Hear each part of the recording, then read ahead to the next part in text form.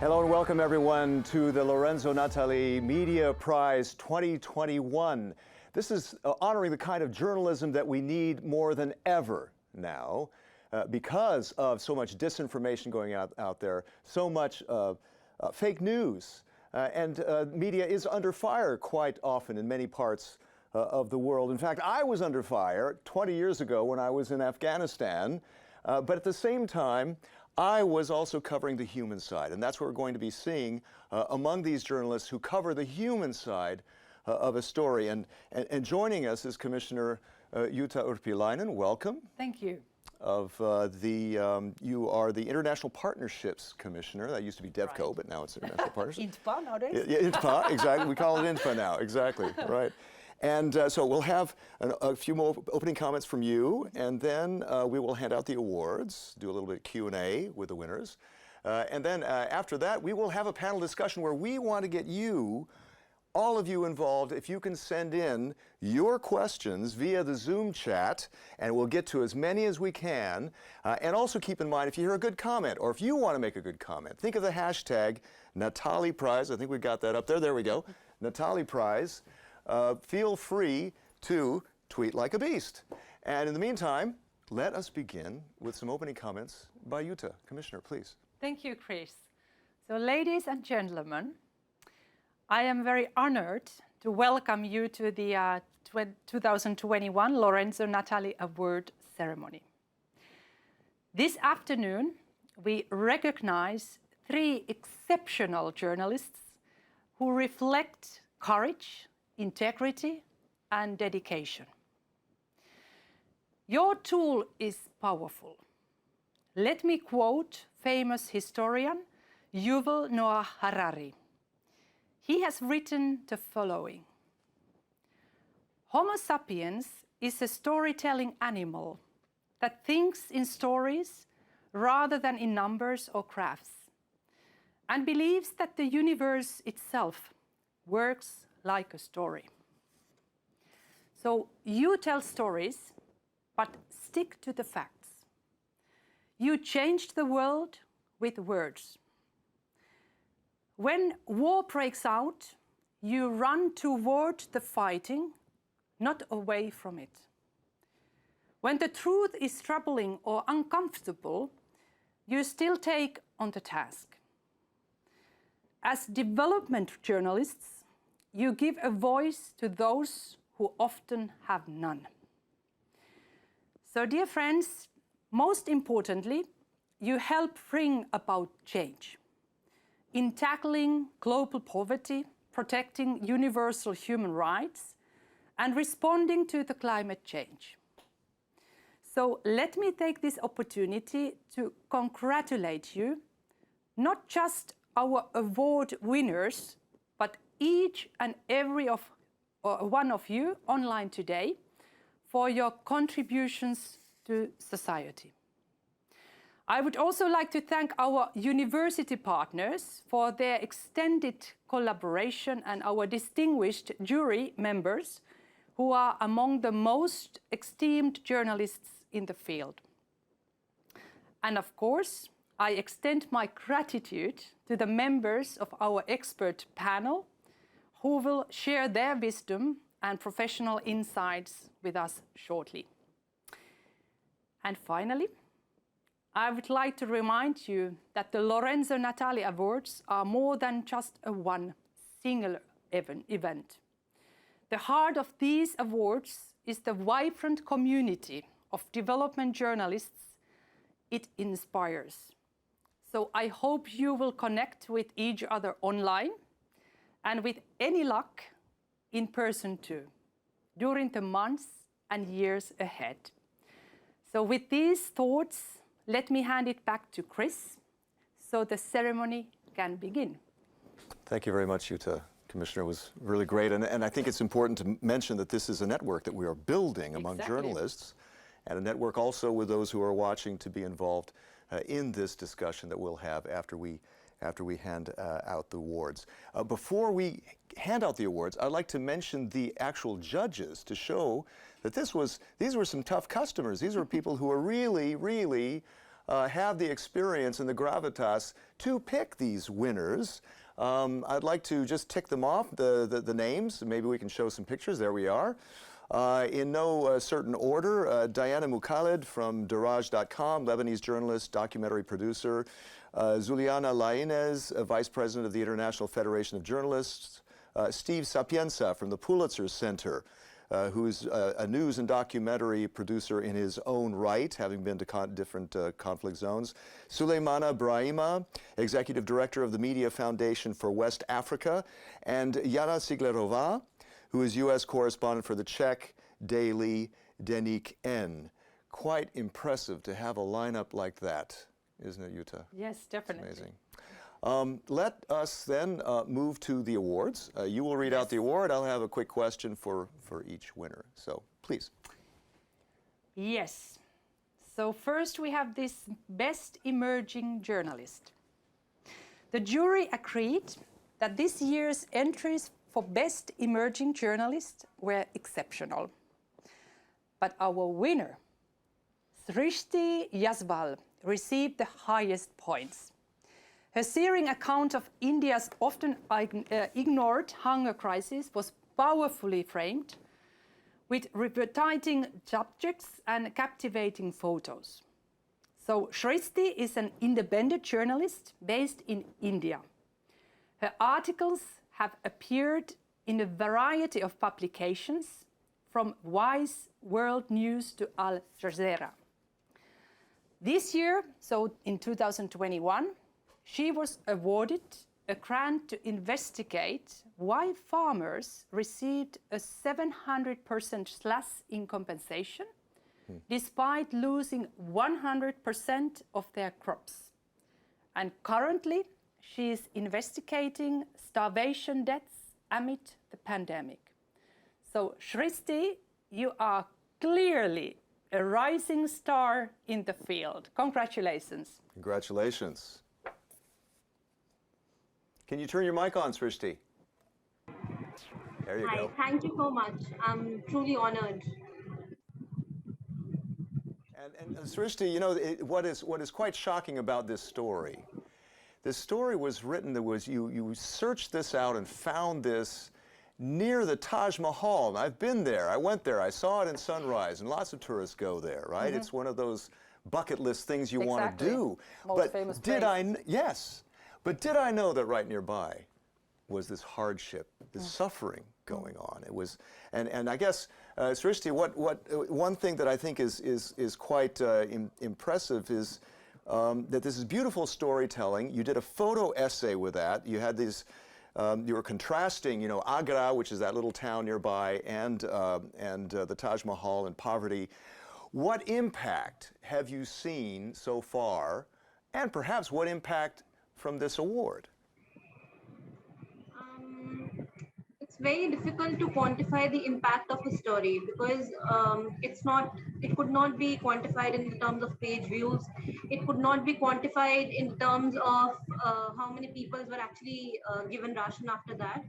But honestly, I felt the story was able to empathize with the people who were living in abject poverty over there.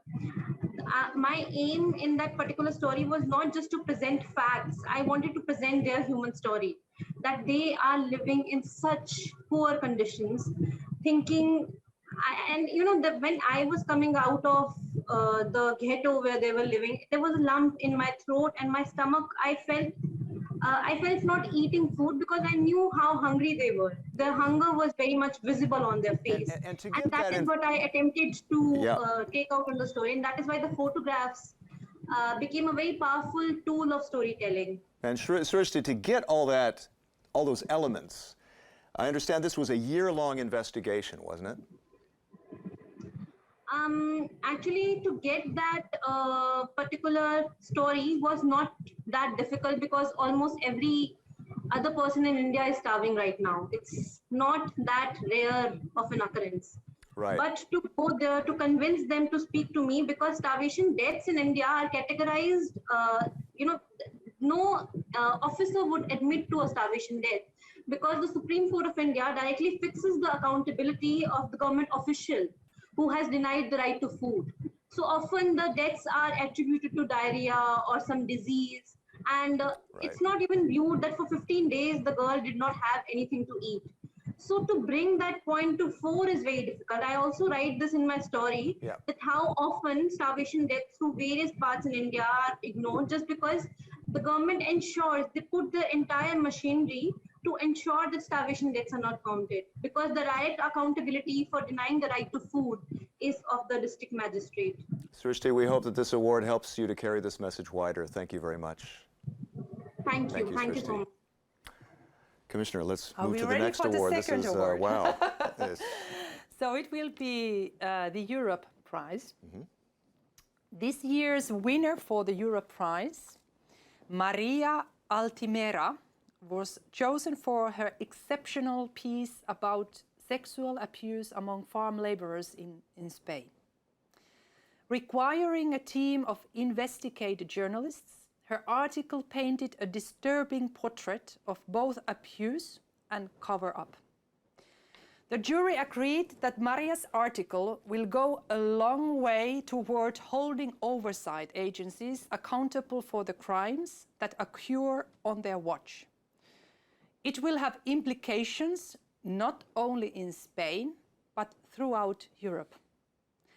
Maria is a freelance journalist who currently collaborates with Vice Spain. A former New York correspondent, she has worked for top Spanish media outlet El País and a variety of prominent cultural magazines. Maria, your determination to the truth is exactly what these awards are about. Congratulations.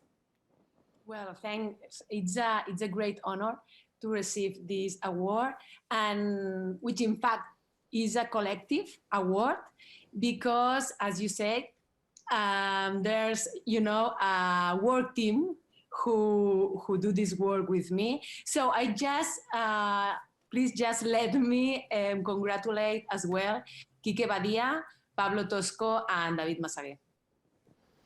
Because Maria, I like the title, by the way, Abusos de los Campos de Fresas, Abuses in the Strawberry Fields, almost a little bit, Beatles-like reference, but at the same time, very colorful and pulls you in. And it was challenging to get those sources. In fact, the jury mentions that this was a well-sourced story. How did this was a team effort, right? Yeah. It was hard. It was not easy at all. Sometimes we need to talk with 5 people to arrive at the final source, and we had built a trusty relationship with all of them. Drusilla, for example, she was a worker that had suffered an ictus inside the farm. So we just had her first name, her ID number, and a part of the story from a trade unionist. Yep. And she had already came back to Morocco. But I think that the best of this teamwork is that we have found our role, all of us, and we had a really a relationship of trust. So that was pushing away the investigation.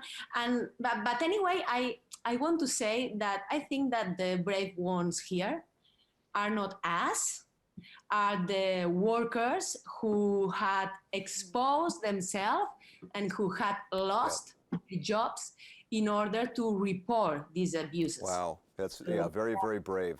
Yeah. Very brave. Absolutely. Maria, thank you. And I guess you accept that award for everyone who is involved in making that story. Quique, David, and Pablo Tosco, David Masagué, and Quique Badia. Thank you. Super. Felicitaciones. Thank you so much. Thank you, Maria. Adios. And the next one, please. The third prize. And the final one. The final one is Grand Prize. And Our grand prize today goes to Pure Saikia for her moving story about the exploitation of Rohingya refugee women. Balancing comprehensive research with prose, Pure bear both the methods involved in trafficking refugee women and the drivers behind it. Her powerful story has the potential to capture the attention of policymakers and bring about real change to protect vulnerable women. Pure is a human trafficking journalist at Wise News India. Formerly with Thomson Reuters Foundation, she is passionate about telling stories that reflect the pain, plight, and poverty confronting women in rural India. In addition to human trafficking, she focuses on gender equality, climate change, and other critical topics. So, Pure, your mission to bring about change comes through in your exceptional journalism. On behalf of the EU, congratulations. Thank you so much, especially the European Commission for honoring you with this year's Lorenzo Natali Media Prize. I believe this win is not only for me, but for all the women in the story who trusted me enough to tell their story with this hope that I could bring their plight to the world. And as a journalist, I felt a great responsibility to do my bit. Yes, Pari, it's an amazing story, and once again, bravery of the sources to speak to you. In fact, you start out with a lead of this. I like to highlight this lead. This is a quote. "Sometimes I just want to die to get rid of this suffering," said Muskan, who broke into tears. How difficult was it to persuade women to speak freely, to put a human face on the issue? You know, it was really a big challenge to establish a connection with these women. All this investigation began in 2018, and it took more than a year to complete. The fact that before going to meet these women, I learned a bit of their language, Rohingya dialect and Bangladeshi. So that they get comfortable with me the moment I met them. Because these women were living in the households where they're so into, and approaching them right in front of the family members was a very difficult task. So I think language could help me in that process. So yes, the moment I met them, I asked them in their language. And the fact that they were meeting somebody, ever since they were trafficked to India, the long time, who could speak their language, familiar language, they instantly connected with me. So, and the moment I asked them in the language, how are you? And they got very emotional. Yeah, I think that's what played a very big role. You were building trust there. That was very key, very important, right? Yes. To do that. Pari, thank you so much. Thank you very, very much for that hard work. Please keep it up. Thank you so much. And to all the winners. Something that I should mention is this prize is named after Lorenzo Natali, who is a predecessor of the commissioner, who was defending human rights, free expression, and development. So actually, Jutta, you're carrying the torch there, aren't you? Yeah. How does that feel? I'm honored to do that, really, and I can only assure you that this is a high priority for DG INPA and the whole the Commission. Free of expression is a great value, and we need to ensure that everybody has right to say what they think. And I think when it comes to the journalism, we need to hear the stories. Yeah, absolutely. It's really intimately connected with development Exactly. and partnerships. Yeah, absolutely. Commissioner, thank you very much. I know we have to let you go. Thank you very much. But we will have an engaging conversation with all of you out there and with 3 other journalists. So thank you. Thanks very a lot. much. Thank you.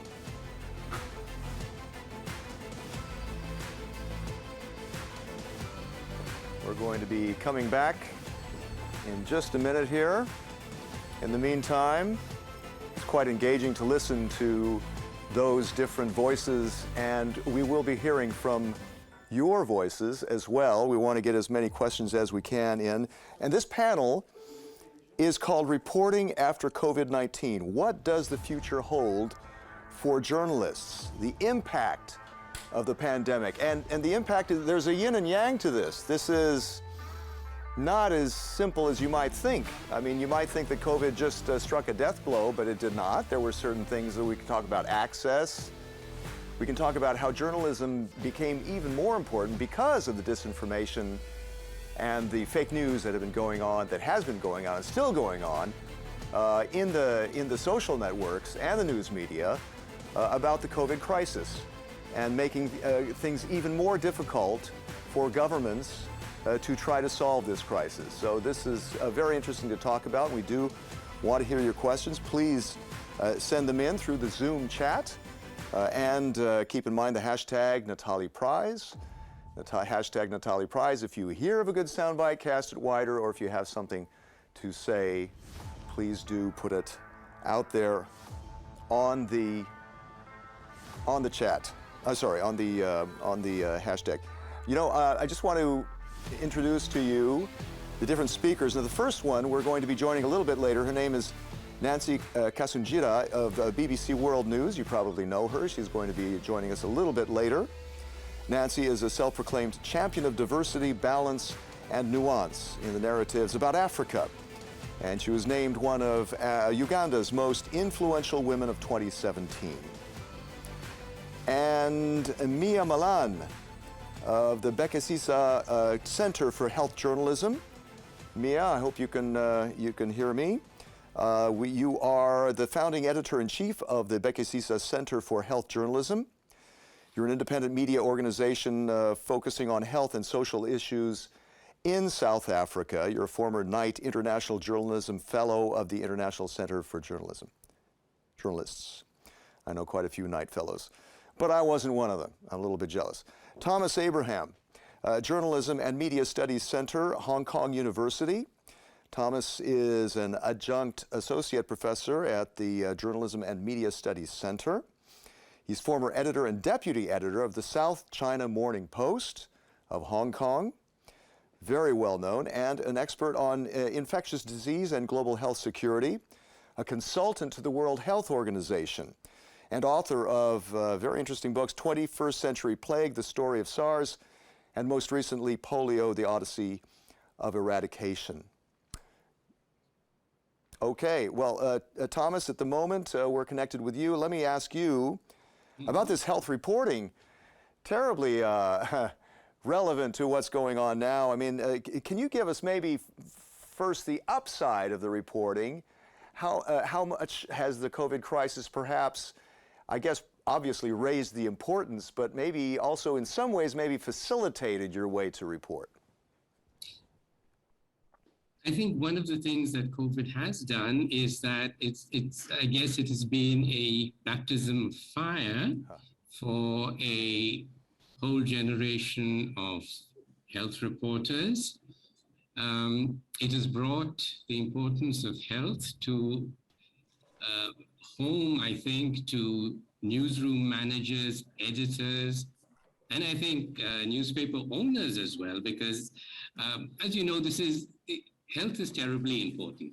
I mean, it's a real sort of truism, but it is a fact. I mean, it is what makes us stand up and get up in the morning. It's what makes us breathe, eat, whatever it is. Yeah. It is essential to our daily lives, but it is woefully neglected as a subject for journalism. Yeah. And except, I mean, for large global news organizations which have fully staffed and professionally trained health reporters, but in most places, health has been woefully underplayed, I think, underinvested in. Right, until now. I hope that will change with this. Obviously, it changed. Yeah, obviously. And there is a journalism that's under fire, right? You can have plenty of critics. Whatever you come forth with, you're going to face debate and criticism. It's not an easy job, is it?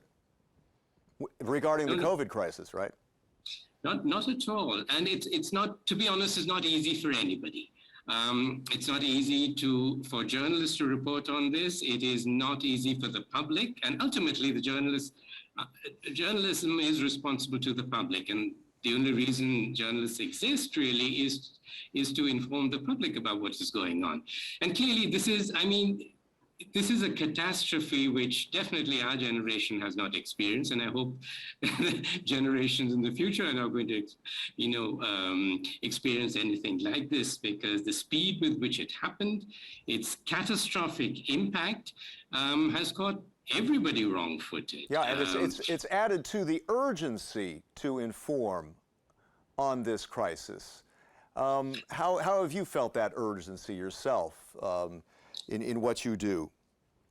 Well, I'm not a journalist at this point of time, but obviously it is urgent, because we all, as members of the public, we ourselves, we know how much our demand for information is insatiable. And especially when this began, what's going to happen, how safe am I going to be, and most important of all, where is this going, when is this going to end? Yeah. How has this COVID crisis redefined the space for and the formats for bringing these stories to light? How has that changed? It's not the COVID crisis itself, but the way storytelling has been changing for the last 10, 15 years. I mean, once more, this is a much overused phrase, but the digital revolution, the information revolution, call it what you will, has had a huge impact on the way journalists do their work, on the way they reach their audiences, on the way they reach out to sources of information. All of these things have changed immeasurably. And if anything, COVID, I think, has probably accelerated this process, because many of the normal ways that journalists would access information, basically going for yourself and seeing what's going on, was no longer possible. And when you're locked down, you're worried about your own safety. You tend to, use other means of getting information. Yeah, so it's kind of a trade-off here. It's kind of a trade-off of, there's an upside and downside. There was less access in a sense because of the lockdowns, but more access, I think, in the sense that you could more easily reach out to people who would otherwise not want to speak online, right? I think that's definitely true, but then there's a trade-off there as well, because then you have the whole issue of how do you evaluate the information that you're getting. I mean, there is so much out there, and everybody is an expert in public health right now. If you go on Twitter, there are 1,000,001 experts on everything from the SARS-CoV-2 virus to vaccines and so on and so forth. So how do you filter out all this noise? And once more, if you're this really goes back, in a sense, we may be talking about a new age, but the old tools of the craft are really very relevant. And that is knowing your sources, judging their reliability, as we saw with the winners, sources over a long period of time, and so on and so forth. As we saw with the winners, it was for some it was quite a drawn-out endeavor to get those sources, to build that trust among the sources, and once they have that trust, they could speak more freely with them. But can we talk a little bit more about the new technologies that perhaps are facilitating or making more difficult reporting today?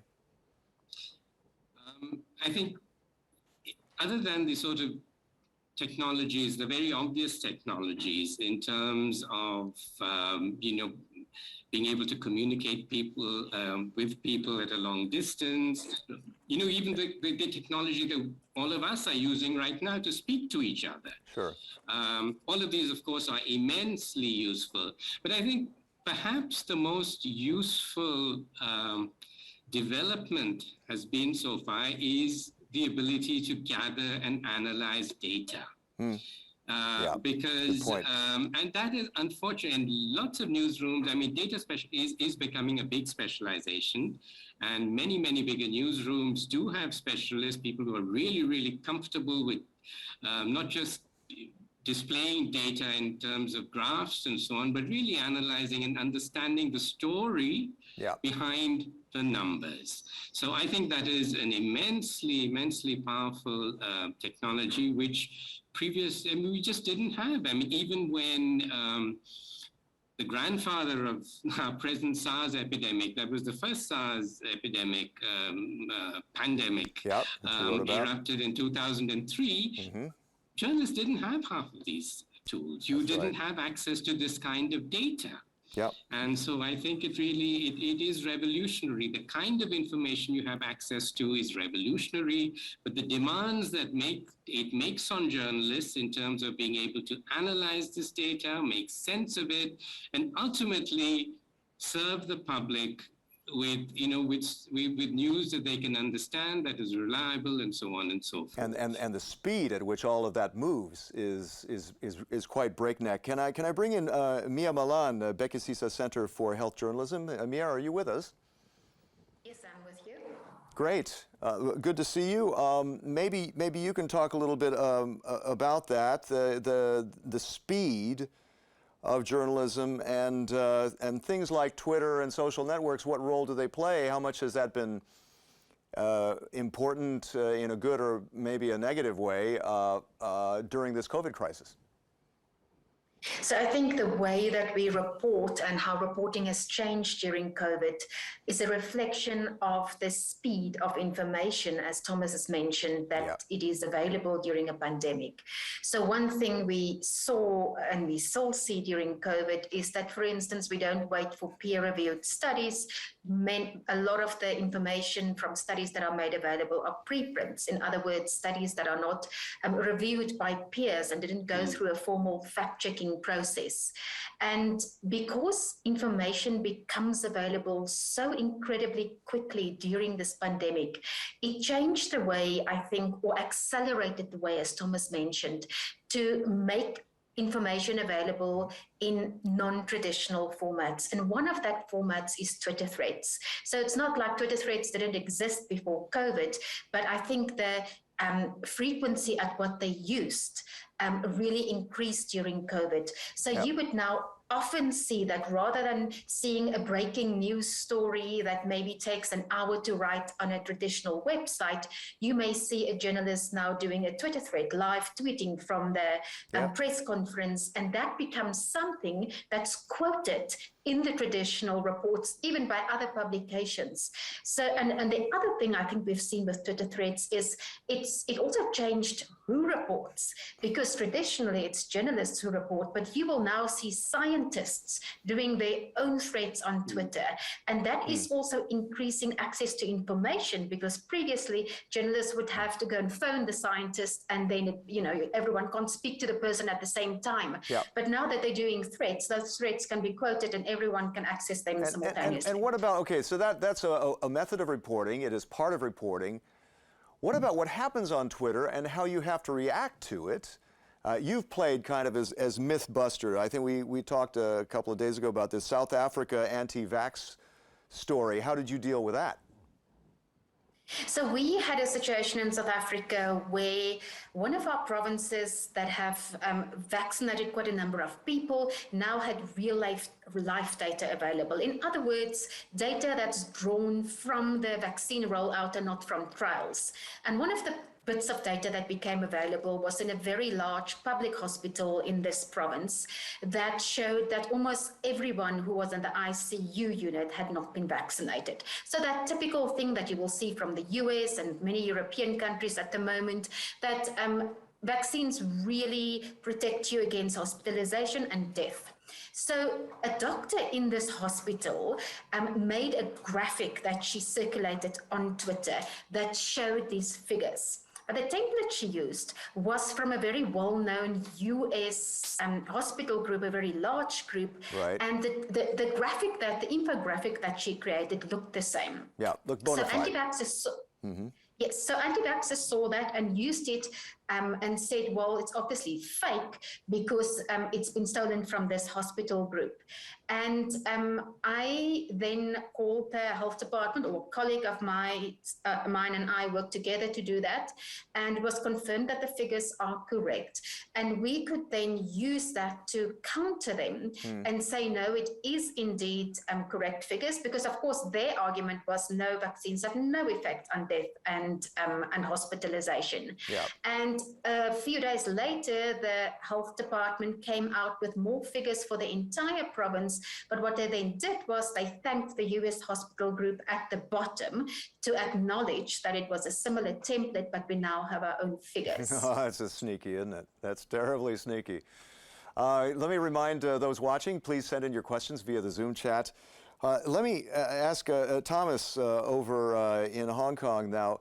Do you have any similar stories? I'm sure even back when you were editing for the South China Morning Post, you might have some stories. But what is your advice to your students about dealing with social networks like Twitter, either in terms of chasing after good or bad information, or reporting via the social networks like Twitter? What's your advice on that? I'm going to answer that question really by picking up on something that Mia had mentioned. And that is the fact that there's so much on Twitter now. Scientists are on Twitter. They're tweeting away. And at first sight, this looks wonderful. All these people who wouldn't sort of ever reply to your emails, they were too busy to do, are there now, right? And they are probably more likely to respond to a direct message on Twitter than an email. So you've got access to all these people. But you very quickly see that very often the scientists themselves are as conflicted and very often as confused about what is actually going on. And let me make that be a little bit more precise. The speed at which data is being generated is unprecedented. But the speed at which our human minds can process that data is fixed, right? Right. And when in a situation like COVID-19, this pandemic, I mean, you've got variants, you're trying to find out whether they're more transmissible, whether they're more severe, you're trying to find out which drugs might work, you're trying to find out, what are the best treatments and so on and so forth. And scientists are doing science in real time. Yeah, real time. In earlier years, you would write a paper, you would collaborate with people, you would get it peer-reviewed, you'd get comments back, you'd have a little bit of think about it, and then finally it would get published 6 months to a year down the road, right? That's right. Now, that has changed. Everything is happening at the speed of sound, or the speed of light, if you will. Yeah. And Mia also mentioned the fact that we have preprints now. Which were the term preprint was not something you'd even have heard of, pre-COVID or a couple of years ago. And because the golden rule then was that scientists did not comment on any of their findings until the findings had been peer-reviewed, reviewed by other scientists, their peers, and published in a journal. Now, all that has gone by the wayside, and out of necessity, I must say. I mean, this is not science trying to cut corners, but because the demand for answers is so desperate. If you look at the number of people who've died and who have been sickened during this pandemic, clearly the demand for answers were huge, and everybody wants answers quickly because that is going to save lives. What about What about? Go ahead. Yeah, let me pitch this over to Mia. I mean, you were talking about fake news being sent out, and what about some events where the journalists are? It's very competitive. They're seeing information on the social networks or elsewhere. I mean, we saw recently this Walmart Litecoin issue where that information came out. Somebody released a fake news release saying that Walmart was using a kind of a Bitcoin, Litecoin, which caused the markets to jump, and people were scampering after that, trying to make sure whether it was true or not, and it turned out to be fake. How do you deal with that as a journalist today? So I think it is a particular challenge during a pandemic because there are so many things coming out at the same time.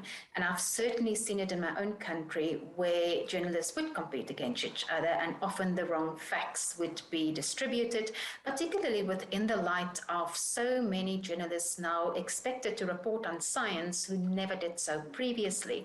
And they didn't necessarily, they became health reporters overnight and they didn't get the skills or the equipment that they need to do so overnight. Indeed. So, when we come across something like that, we're in a fortunate position at Bhekisisa. We don't report on news, we do more in-depth analysis. So we have the luxury of saying, well, we're not going to report on that until we've confirmed that. But someone at a news organization who would have pressure on them to do so immediately may be in a very different position.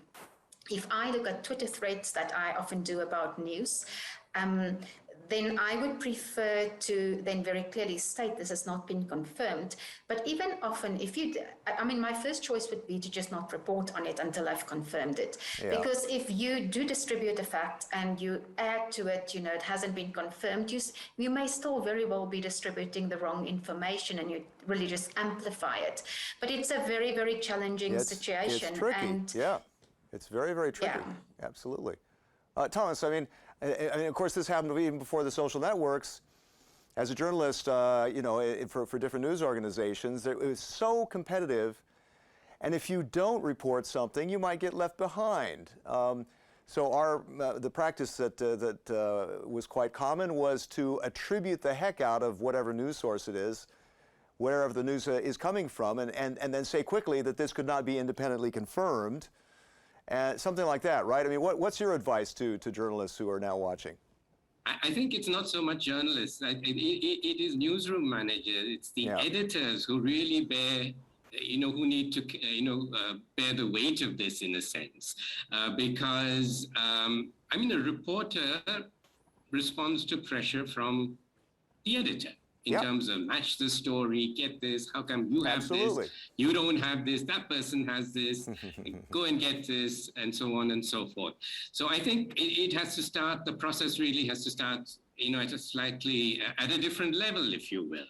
And it's not just editors, it's also owners, it is everybody, who's involved in running a news organization. Now, the answer to this really goes back to the basics, the fundamentals of journalism that I think all of us here are familiar with. And that is, you need to verify your facts. If you have one source, you have another source who can back this up. How credible are your sources? All the things, we might be living, in the 21st century, but really the rules that we should be following are the rules that were developed, that have developed, from the last century down. And good journalists have been following it, and they need to continue to follow this. So what are these rules? Basically, how do I know this is true? How do I verify these things?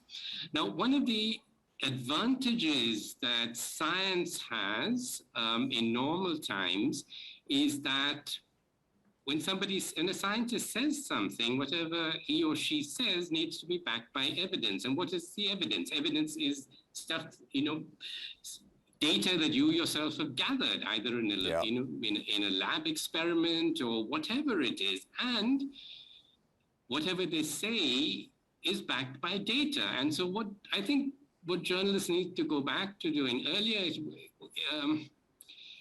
go back to doing what they did in an earlier age. So the technology changes, but the real basis there about sources, attribution, making sure you get it right, that hasn't changed. That's the same. That hasn't changed, and there is evidence. So I think what journalists should be asking is, okay, you're saying this, you're saying that maybe a third wave is imminent. Okay, so what data are you basing this on? Show me the data. Yeah, absolutely.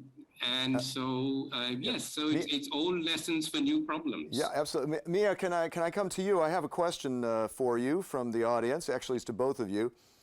And please keep your questions coming in via the Zoom chat. How does a journalist balance objectively reporting on what they see with countering false news and information? Good question. Is that even their role? Well, I would hope so, but what do you think, Mia?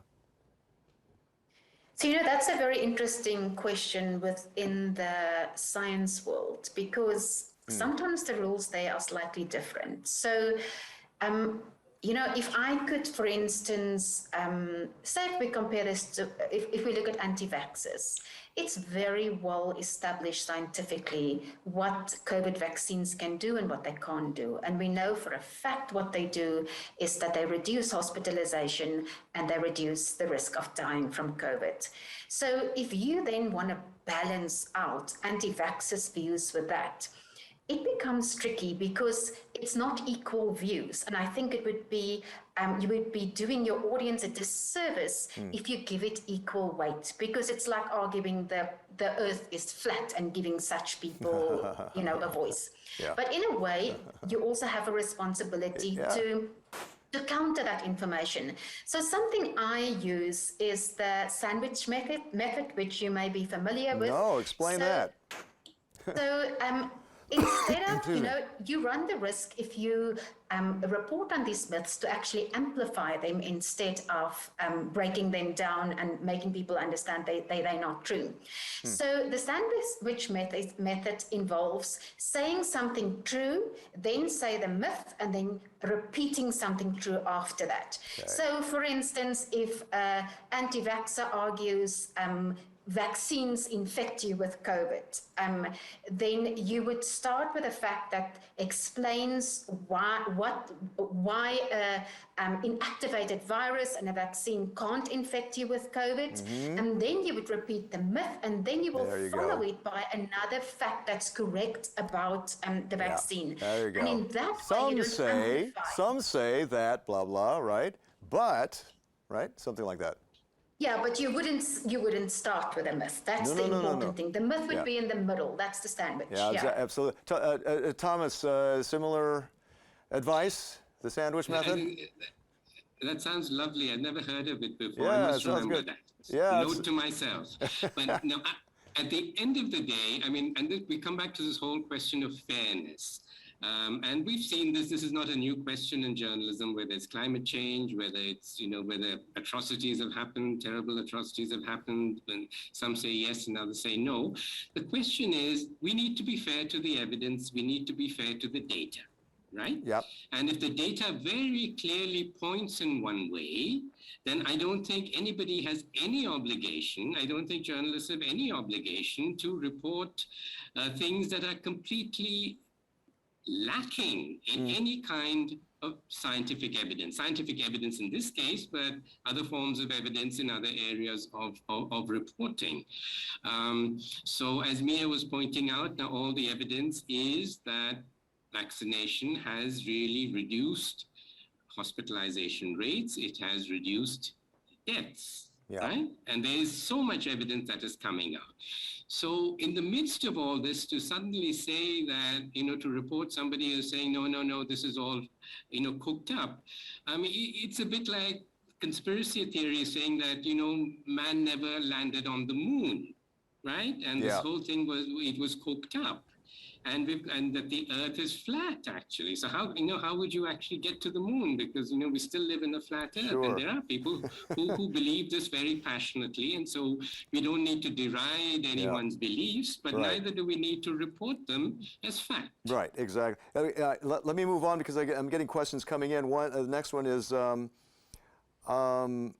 how to tackle the unfortunate trend that people don't listen to reporters anymore, and would rather believe what they read on the internet. Mia, what do you think about that? Need to think about that one. So I think something that the digitalization or the digital revolution has brought with it is that it's as easy to access information that journalists publish as it is on other websites. And by that I mean that journalists no longer have the exclusive access to printing presses. Now everyone has them. Yeah. And you then need the ability to distinguish what is, which one is more credible. The interesting thing for me in South Africa, here where I'm based, that has happened is that health journalists who do their job well have become experts that are now used on television, on radio, where they would never have been used to this extent pre-COVID. And you would think that you would only actually use scientists to do that, or, like real medical people. But that has changed a little bit. And the reason why I mentioned that is because it's as if the public sees the difference between someone who has experience or is familiar with the science and someone who isn't. So I don't think in my country, people necessarily think journalists don't know what they're doing. I think they distinguish between journalists who do and journalists who don't. And pre-COVID, that distinction wouldn't have been so obvious because the need wasn't so much for, accurate science information. So, Thomas might have more to say on this, but I don't know how you prevent people from accessing every other website and get information from it. I think all you can do is control what you as a journalist do and try and be accurate. Yeah, Thomas, can you add to that at all? Yeah, I think Mayor absolutely right. Well, the first thing is, let's not knock the internet, because most journalists are on the internet or the web or social media, or whatever it is. And that's where I get most of my news from the internet, information superhighway, right? That everybody was so excited about. But it's also a highway to hell if you with disinformation. It's both. It cuts both ways. Exactly. So how does one distinguish? And here let's talk about it from the point of view of the public. Now, people believe what they tend to believe, things that they believe to be true, and that itself is really rooted in your values. I mean, if you believe that basically there's this global establishment that is out to get you, and that, somebody cooked up this virus in a lab in order to take over the world, and so on and so forth, and then nothing is what it seems to be. I mean, everybody's trying to fool you all the time, right? And don't believe all this stuff, because it's all these people who are trying to take over the world. Now, if you're in that frame of mind, and I'm exaggerating this frame of mind, but basically you can see that this is part of a spectrum, right? Sure, there's conspiracy believers all over the place. Exactly. It's also a reflection of the extremely polarized and divided world that we live in, not just globally, but within our own societies. And so there's a, excuse me. General fall in trust in institutions, in science, in facts, and so on. And this is one of the paradoxes of this sort of internet superhighway. At the time when we have access to so much information, we are also tending to retreat into our own little villages Echo and chambers. listen to things that we are comfortable hearing.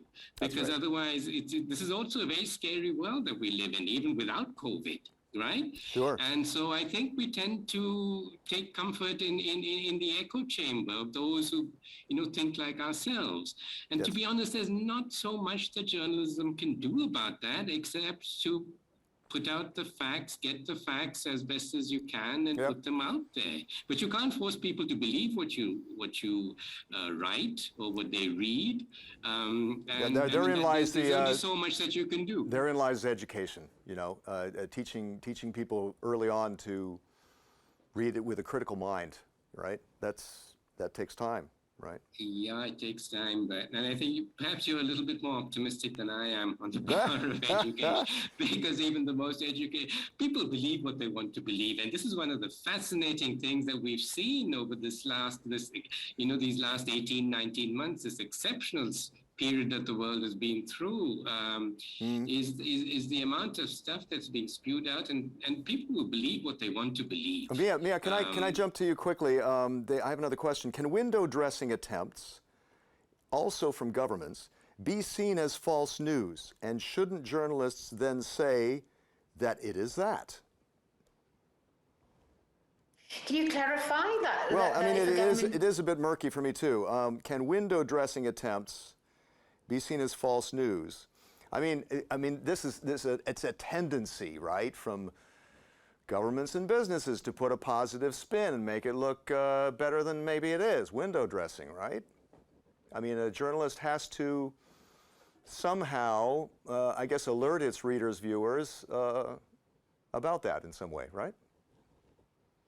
So I think in such cases, it would be very important to report on the context around such statements. So an example, because a government would always, if it performs badly, try and divert attention, right, from the thing that they're doing badly. So an example in South Africa would be when we started with our procurement process of vaccines, our government started very late with the procurement process. So there was a lot of criticism around our country originally only relied on COVAX, which is the World Health Organization's procurement a mechanism, and didn't procure any vaccines directly from companies.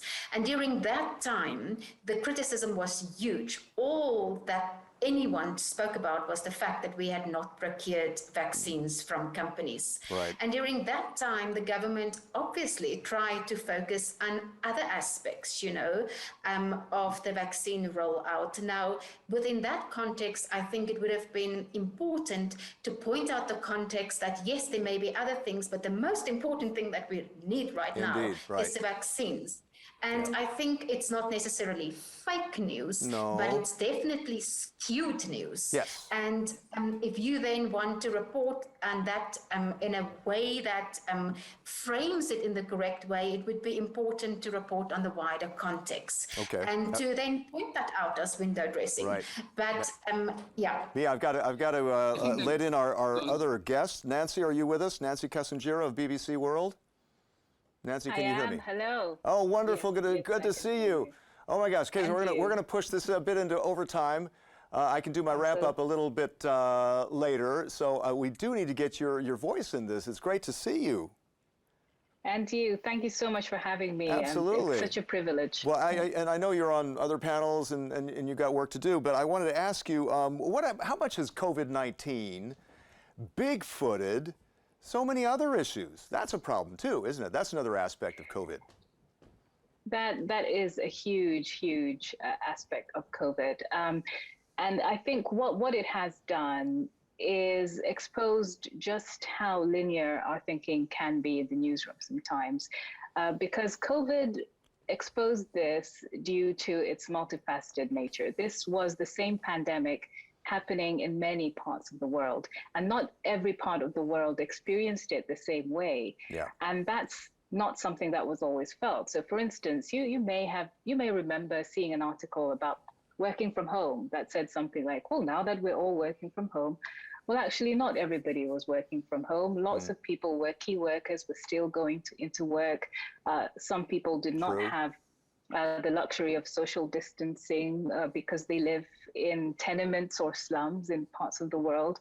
And so there really was this, I think, exposure of what is sometimes a global narrative that hides the diversity within smaller narratives. So even within the story of COVID, there was a big footing of some narratives over others before we even get to the fact that the COVID story also overtook lots of other things that were happening. And of course, when you've got a global pandemic, that's something that's got to be front and center. But how much time are we giving to other things that still matter in people's lives and might actually be closer to them than the one big thing we're all discussing? I think that raised some really serious questions for newsrooms to think about. So how did you do that? How did you try to attract interest in other issues? I mean, I know that quite often the journalist's tendency is at the top story. If you can get COVID in the lead, you sold the story, right?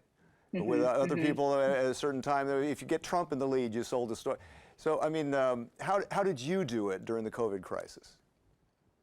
Well, I think that, as a public service journalist, you have a responsibility to think about what the overall effect of what you're doing is.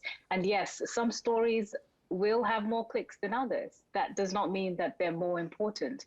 And I think there's a real role to think about how you select your stories and why. It's not always about the one that everyone is going to, want to read and see, and then we end up with this echo chamber where we give people what they want and then keep doing that because that's all they've ever been exposed to.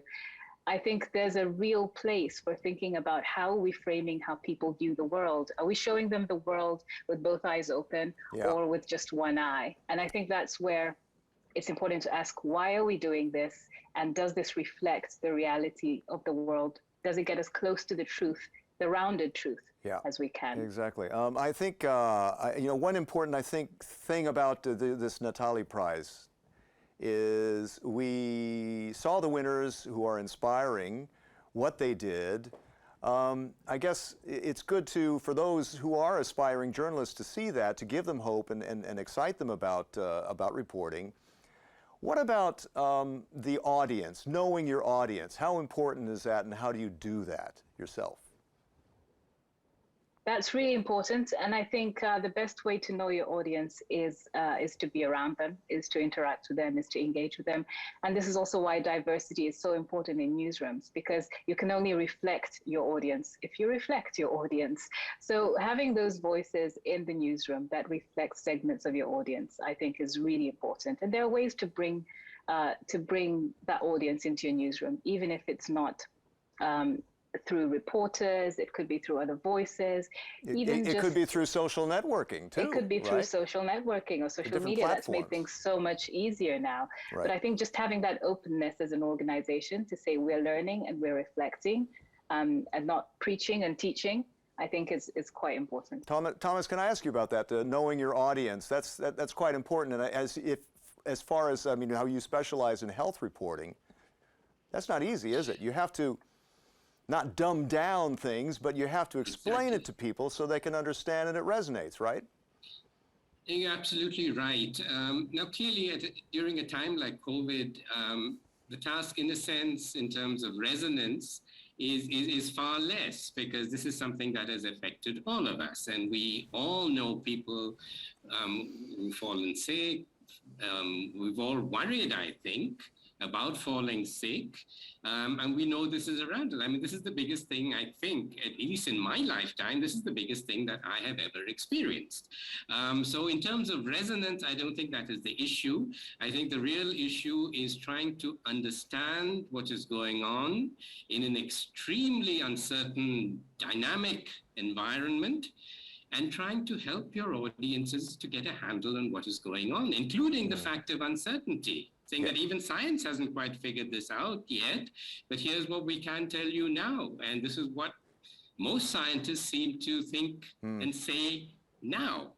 They may say something else tomorrow, but that is because this is such a rapidly evolving event that we are caught in the midst of. And it's powered by this tiny, tiny virus, which is a master at evolution, far, far better than human beings are.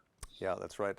All of you, anyone watching, please keep your questions coming in. We're going to go a few more minutes over time, so feel free to send in questions via the Zoom chat. Mia, what about knowing your audience? That's very tricky to you as well, especially when you're not only informing the public, but debunking certain allegations in various platforms, right? Yes, but Chris, I do think that there are today many ways of determining who your audience is that you didn't have a decade ago. So actually during COVID, because people had so many questions on social media, for us at my organization where I work, we became more aware of who our audience is, and we also became very aware that it changed. So two ways that we use to know our audience is Twitter and Twitter questions, and we also have a newsletter with subscribers, which makes it far easier to know who's reading you and who's your loyal audience than, for instance, 20 years ago when there were only print newspapers. Something we noticed during COVID is traditionally Bhekisisa's audience is decision makers, so it's scientists, academics, high-profile politicians. But during COVID, the kind of questions and from who we got it on Twitter, for instance, we could see that audience expanded because it now also included a general audience that wasn't necessarily decision makers, but who really wanted to know about science because it affected their lives directly. And because we were able to interact with those people on Twitter, we could change what we did to also serve them. So two examples is that we started to do more explainers because people could feed back into what we do, where we traditionally did a lot of narrative journalism and op-ed hit pieces, we realized that what was needed during the height of the epidemic was really explainers that explain the science. How does a test work? How does a vaccine work? But the other thing that we started to do as a result of that was we started to produce more videos, because that is a sort of a format that's more accessible to an average person, and short videos like 1 minute 30. Yeah, this is something that I find very interesting. Among the winners, 2 of them have been doing work for Vox, which is an online video platform, and they also write. Maybe to Nancy, I think the multi-platform thing is very, very important, to be able to package the same story but in different ways, so that the different audiences will turn on to it. It will resonate among them. Absolutely. I think more than ever before, we're having to deal with the fact that sometimes the medium is the message, or at least is part of it. So where people consume your content, where they find it, where they watch it, that actually has a bearing. If I watch a news story on TikTok or Instagram stories, it's got to be relayed in a way that matches that format. Exactly. And I think being able to move with your audience throughout different formats is becoming more and more important, because a story is a story no matter where it is. And it still resonates, even if it's done in a different way, as long as it matches the platform and what the audience expects to see on that platform. Now, Thomas, I know you have to leave in a couple of minutes. Just one more quick shot. This idea about different platforms and getting the story on different platforms, so you're reaching out to as broad an audience as you can. What advice do you have on that to journalists out there? Well, absolutely. I mean, the point is that people consume news in a million different ways now, unlike 10, 15, let alone 20 years ago. So clearly the newspaper, I mean, the fact that, news is what happens, what is printed in the newspaper, or what you watch on the 5 o'clock evening news is, I mean, that is completely passé. First of all, it's a 24-hour production. Yeah. Secondly, it reaches people in the ways that they want to be reached. So, and which in turn puts huge demands in terms of storytelling, for each of these different platforms. So it's no point writing, a 2,000-word op-ed piece or a very weighty piece of analysis for people if your audience is basically looking for really, really short nuggets of information. So I think, but the fundamental principle here is trying to understand, what are the questions my audience wants answered? What are the questions that the public wants answered? How can I get answers to these questions? And how can I give these answers back to the public in a form that they, through the channels that they are accustomed to receiving information from. So I think basically, if you break it down, I think this is really what we need to do. Thomas, thank you very much. I'll take that as a closing comment, because I know you got to go. Thank you so much for joining us, Thomas. Thank you very much. Thank you. It was my pleasure. Thank you. Let me move on to Mia. Let me ask you this question from the audience. What is your piece of advice for an aspiring journalist to get started in their careers? What advice do you have, Mia? And we're sort of wrapping up here. So I think, first of all, be passionate about what you want to do. So don't be a journalist if you're not passionate about breaking things down for people and telling stories. I think, secondly, what helped me very much when I got started was to watch what more experienced journalists do. I started off in radio, and as a student, I listened to my favorite radio station all the time and really started copying what they did when I started to be a journalist. And also to speak to more senior people that you admire in your field. A mentor is probably something that will bring you the furthest in your career. So identify people that you respect and that you can go to for advice. For instance, when I was a television journalist, when I moved from radio to television, I didn't really know how to do television. And there were lots of editors in the newsroom, but there were there was one editor who I particularly admired. So each time I wrote a script, I went to that editor and sat a few minutes there so that they could check it and tell me what I can do better. And after you've done that 50 times, then you pretty much know how to do something. And I think that was an easier way of learning than to just do something in general. Absolutely. Absolutely. Nancy, can I come to you? I mean, what advice do you have? How did you get started? I know I got started. My first paid journalism job was Mr. News at a country music radio station in New Mexico, but I did everything. Talk shows, drive time, everything. That kind of experience was a great start. Absolutely. I mean, I started with 4 a.m. Starts at a radio station in Uganda. You paid your dues. You paid your dues. I'm still paying them. And Nia gave some great advice there. I always struggle a little bit with giving advice because I know that sometimes I'm packaging my own experiences and everybody has such a different path. But perhaps the one thing that I have found helpful coming from others is just the distinction between being something and doing something. I think when you have a career in journalism, it's sometimes easy to peg goals to, I want to be an editor or I want to be a presenter. But that's being something, and it's different from doing something. I think, saying, I want to impact girls' lives. I want to change the narrative on Africa. I want to report responsibly on the global South. That to me is doing something. And I think that as a journalist, if you're clear on what you're doing and why, and have a goal that matters to you, then the rest kind of falls into place. And because you are doing something, you're providing value, and that helps your career. And isn't it, as we discussed, really, it's about adaptation to new conditions regarding whatever news it is, whatever technology it is, but there's also these very basic things about having the right sources, developing the right sources, thinking about your audience, making it a colorful story that's both informative and colorful, emotive, right? Those basic things don't change, right? Absolutely. Those one of my favorite things is to think of someone who's really hard to impress. For me, it's my grandmother. When I have a story idea, I think, would my grandmother be interested in this? And if it's a no, then sometimes I think, well, how would I make it interesting for her? Indeed.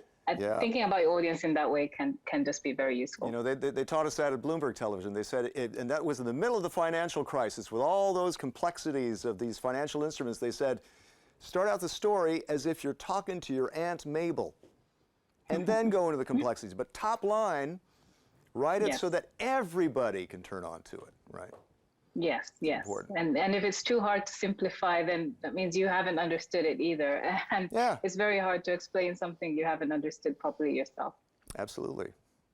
Nancy, Mia, and belatedly to Thomas, thank you so much for joining us in this panel discussion. All of you sending in your questions and watching, our thanks and our congratulations. There are lots of people sending in congrats to all of the winners. Those winners all very deserving of these awards, these Natali Prize Awards 2021. And I think I'd just like to add one more comment. Of course, our thanks to Jutta Urpilainen, the commissioner for partnerships, and also to this wonderful staff and technical backup. You can't see them, but I wish I could turn the camera around and show you. They've been very busy for this during this period, making this happen for us. Also to the jury, it's a very, very high-level jury that picked out these awards.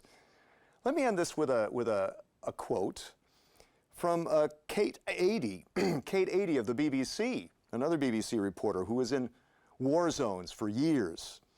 And listen to what she says. I keep telling myself to calm down, to take less of an interest in things and not to get so excited. But I still care a lot about liberty, freedom of speech and expression, and fairness in journalism. And that's something for all of us to take with us and to get excited about what we're doing. Thanks for watching the Natali Prize of 2021. See you next time. I'm Chris Burns.